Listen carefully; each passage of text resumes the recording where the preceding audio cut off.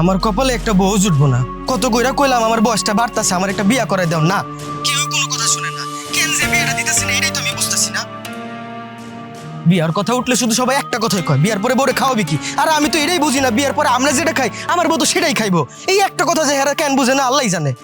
আল্লাহ, তুমি আমার শেষ ভরসা, তুমি আমার একটা ব্যবস্থা করে দাও। এই যে শুনছেন,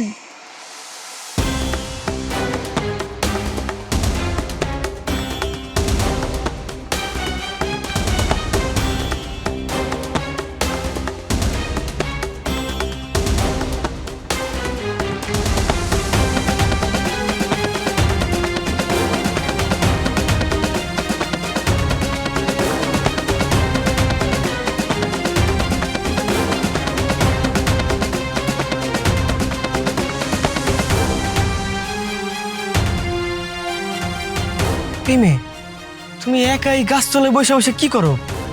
তোমার তো আগে কোনোদিন এই গ্রামে দেখি নাই। তোর নাম কি, তোর পরিচয় কি?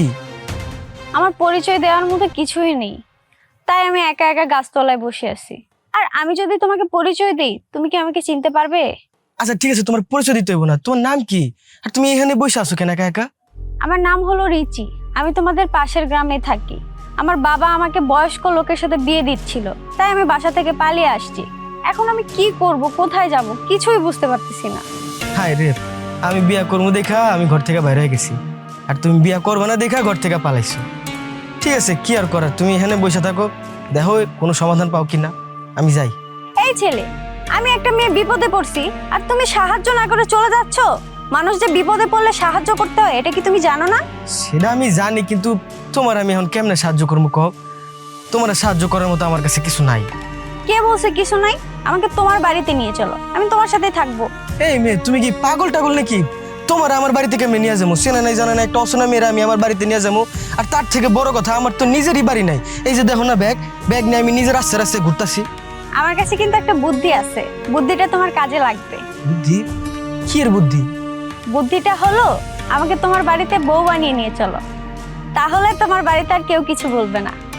কি সব বলতে বলো উল্টা বলা কথা কইতেছো? বিয়া করবা মানে চিনা নাই জানা নাই একটা অচেনা মানুষ আমি বিয়া করে ঘরে তুলবো? আর তার থেকে বড় কথা, তুমি না বিয়া করবে না দেখে ঘর থেকে পালাইলা, আবার আমারে বিয়া করতে চাইতেছো কেন? সত্যি সত্যি কত, তোমার মতলবটা কি? মতলবের কিছুই নেই, আমাকে তো বয়স্ক লোকের সাথে বিয়ে দিচ্ছিল, তাই আমি পালিয়ে আসছি। আর তোমাকে দেখে মনে হলো তুমি অনেক ভালো একটা ছেলে, তাই আমি বিয়ে করার জন্য রাজি হয়ে গেলাম। আর তুমি নিজেও তো বিয়ের জন্য কষ্টে আছো। কিন্তু আমি যে কষ্টে আছি এটা তুমি জানো কেমনে?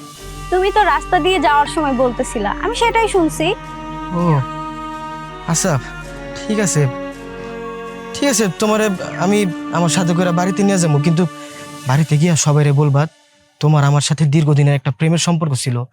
তোমার এই দুনিয়াতে বাবা মা বলতে কেউ নাই, তুমি এতিম। আর তোমার আমার আজকে সকালে বিয়ে হয়েছে, ঠিকঠাক মতো এগুলো বলতে পারবো না সবাইরে?